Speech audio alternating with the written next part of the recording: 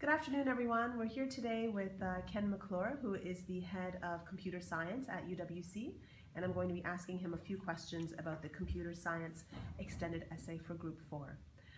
Ken, as head of computer science, what types of research questions would you like students to consider for their Group 4 EE?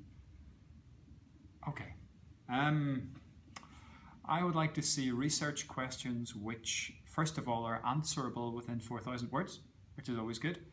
But more importantly, I'd like to see questions that actually make a difference to the world, haven't been answered before in this particular context, and can be justified. And what I mean by that is that in your introduction, you're going to justify why you chose this question.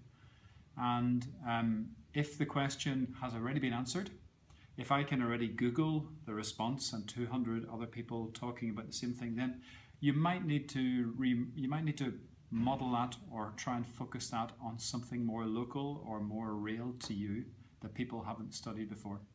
So my main messages about the question are make it answerable, make sure that there's some evidence or some research out there already, but not too much, and make it something that matters.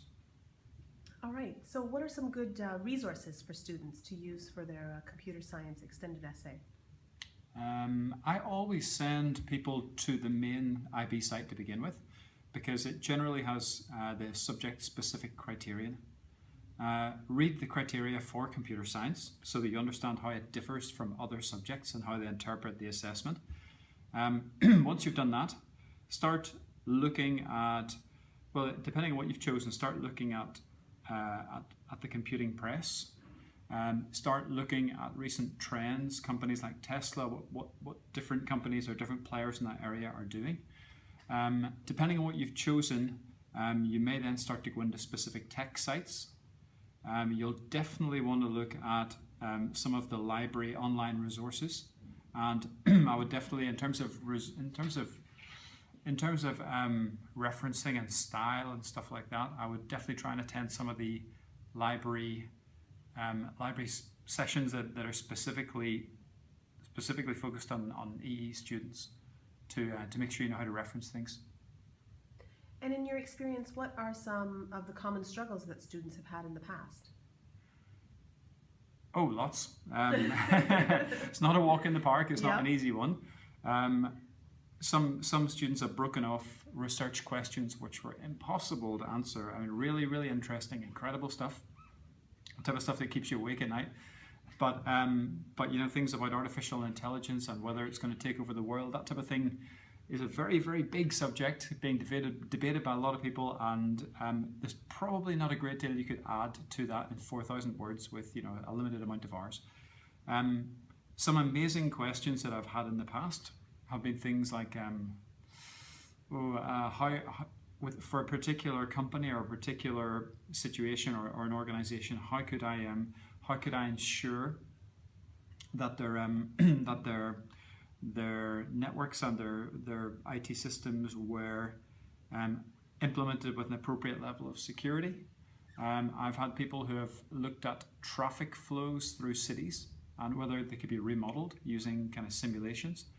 A current student is looking at whether apps between two platforms, between an Android and an iOS and an iPhone platform, could be cross-compiled so that in the future developers can just look at one, writing an app for one and automatically translate it to another. Looking at loads of code examples and stuff like that. Loads of very, very interesting things. It's a huge subject. There are so many things you can do, but try and make it something which interests you, means something, and is possible to do, bearing in mind that you do have a finite amount of time for this, which gets more and more and more finite as the year goes through. All right, and my last question then is, what advice would you provide for students who are just beginning their computer science EE? Oh, okay. Right, make sure you establish contact with your supervisor and maintain it. Have a lot of conversations, a lot of chats with different people to find out about the subject. Don't dive in and write it until you've done a little bit of reading about it. Don't start straight away with a kind of book review about things that you found out, even though it might be tempting. Please don't measure your extended essay in the amount of words that you've written so far, because that is definitely not the amount of progress that you've made.